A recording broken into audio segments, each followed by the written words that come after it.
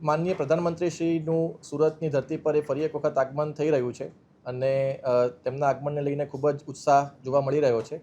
સૌપ્રથમ તો માનનીય પ્રધાનમંત્રીશ્રીની જે મુલાકાત છે તેનું એક ખાલી નાનું વિવરણ આપીશ.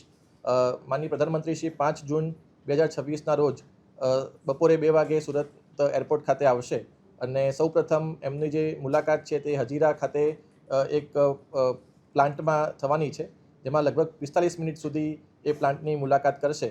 એ મુલાકાત બાદ માનનીય પ્રધાનમંત્રીશ્રી એક જાહેર સભાને સંબોધન કરવા માટે ઇન્ડોર સ્ટેડિયમ ખાતે પધારવાના છે અને તે 4:15 થી 5:15 સુધી એટલે કે 1 કલાકનો એ કાર્યક્રમ યોજાશે.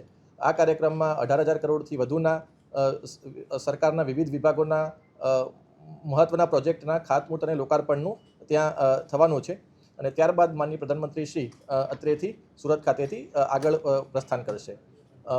આ જે સમગ્ર કાર્યક્રમ છે તેની તૈયારીના ભાગરૂપે આજે એક મિટિંગ યોજવામાં આવી હતી, જેમાં માનનીય નાયબ મુખ્યમંત્રીશ્રી, માનનીય યુનિયન મિનિસ્ટરશ્રી તેમજ MP, MLA, મેયરશ્રી તમામ હાજર રહ્યા હતા.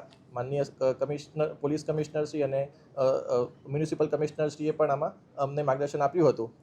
તો જે તૈયારી અમે માનનીય પ્રધાનમંત્રીશ્રી જે આગમન થઈ રહ્યું છે તેમાં જે તૈયારીઓ છે તેના ભાગરૂપે આજે અલગ અલગ અમને સજેશન્સ મળ્યા હતા. એમાં મુખ્ય 2 વસ્તુ ઉપર અમારો ફોકસ રહેવાનું છે. જેમાં એક સ્વચ્છતા અભિયાન, અત્યારે આપણે જાણીએ છીએ કે સ્વચ્છ ભારત અભિયાન સમગ્ર દેશમાં ચાલી જ રહ્યું છે અને સુરત મહાનગરપાલિકામાં પણ આ કામગીરી ખૂબ જ સારી રીતે થઈ રહી છે અને જાણીએ છીએ કે સુરત આમાં નંબર 1 પણ દેશમાં છે.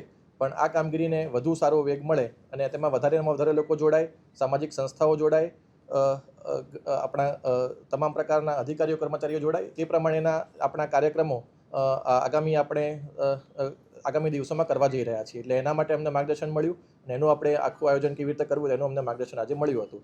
બીજું જે છે કે આ સમગ્ર કાર્યક્રમ જે છે એ ઇકો ફ્રેન્ડલી દ્રષ્ટિએ મતલબ આખો થાય તેના માટે પણ અલગ અલગ પ્રકારના વિષયની એમાં ચર્ચા થઈ અને કઈ રીતે આપણે ઇકો ફ્રેન્ડલી રીતે આખો આ કાર્યક્રમ કરી શકીએ અને તેમાં કઈ રીતે આપણે સાહેબનું સ્વાગત છે, લોકો પોતાની ભાવના જે માનનીય પ્રધાનમંત્રીશ્રીના આગમનને લઈને જે વ્યક્ત કરવા માગી રહ્યા છે તેને આપણે કઈ રીતે વધારેમાં વધારે સારી રીતે કરી શકીએ તે બાબતનું પણ આજે આમાં ચર્ચા થઈ અને એનું જે હવે ડિટેલિંગ્સ છે અમે આજે કરવામાં આવશે. હજુ એની કોઈ માહિતી મળી નથી, પણ જે સમગ્ર કાર્યક્રમ છે એ ઇકો ફ્રેન્ડલી દ્રષ્ટિએ થાય તે પ્રમાણે આયોજન કરવાનું અત્યારે અમારું આયોજન છે.